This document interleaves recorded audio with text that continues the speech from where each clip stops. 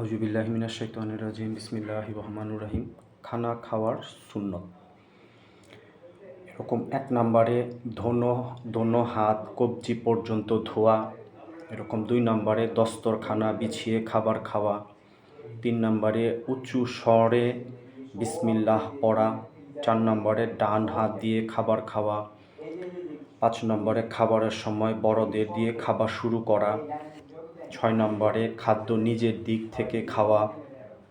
7 নম্বর খাবার পড়ে গেলে উঠিয়ে খাওয়া। 8 নম্বর হেলান দিয়ে বসে না খাওয়া। 9 নম্বর খাবারের ধোঁস না ধরা। এরকম 10 নম্বর জুতা পরে খাবার না খাওয়া। এরকম 11 নম্বর বসার 3টা তরিকা। উভয় হাঁটু উঠিয়ে এবং পদ যুগলে ভর করে, এক হাঁটু উঠিয়ে এবং অপর হাঁটু বিছিয়ে, উভয় হাঁটু বিছিয়ে অর্থাৎ নামাজে বসার ন্যায় বসে।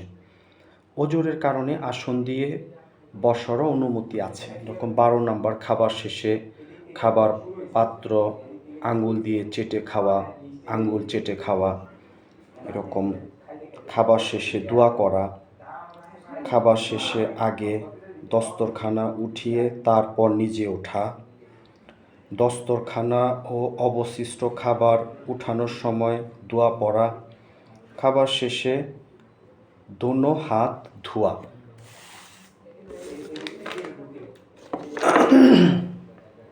এরকম খাবার শেষে কুলি করা।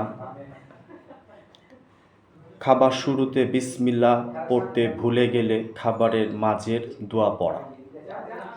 কারো মেহমান হয়ে খাবার খেলে প্রথমে আল্লাহর শুকর আদায় করা।